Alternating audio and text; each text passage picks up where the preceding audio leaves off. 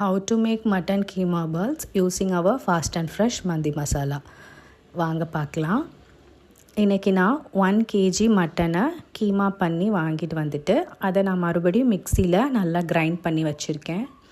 இதில் நம்ம 1 ஸ்பூன் மஞ்சள் தூள், 1 ஸ்பூன் ரெட் சில்லி பவுடர், இது கூட நான் இன்றைக்கி 3 tablespoon ginger garlic paste add பண்ணியிருக்கேன். மட்டனுக்கு தேவையான சால்ட் ஆட் பண்ணிக்கோங்க. மட்டன் நீங்கள் கடையிலே நல்லா கீமா பண்ணிவிட்டு வந்துட்டு வாஷ் பண்ணிவிட்டு நீங்கள் மறுபடியும் மிக்சியில் கிரைண்ட் பண்ணிக்கோங்க.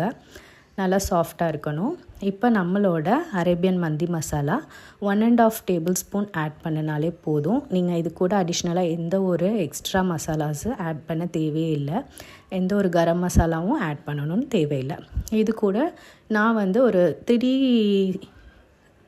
ஆனியன்ஸ் சாப் பண்ணி வச்சுருக்கேன். ஒரு பஞ்ச் ஆஃப் கொரியாண்டர்ஸ் சாப் பண்ணி வச்சுருக்கேன். 2 சில்லிஸ், க்ரீன் சில்லிஸை ஃபைனாக சாப் பண்ணி வச்சுருக்கேன்.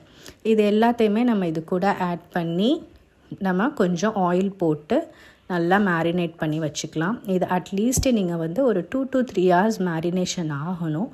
அப்படி ஆகும்போது தான் உங்களுக்கு ஒரு நல்ல டேஸ்ட் கொடுக்கும். மேபி நீங்கள் ஃபஸ்ட்டு டே நைட்டு அந்த மாதிரி நீங்கள் மேரினேட் பண்ணி நீங்கள் ஃப்ரிட்ஜில் வச்சுட்டு நெக்ஸ்ட் டே எடுத்து செய்யும் போது கூட இன்னும் நல்லா டேஸ்ட்டு கொடுக்கும். இதை நம்ம நல்லா மேரினேட் பண்ணி வச்சிடணும். அட்லீஸ்ட் ஒரு 2 hours மேரினேஷன் ஆகணும்.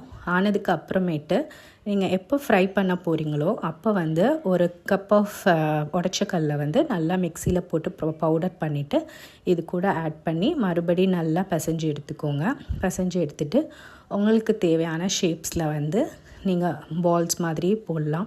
இல்லை தவாவில் வடை மாதிரியும் நீங்கள் போடலாம். அந்த மாதிரி பண்ணிக்கோங்க.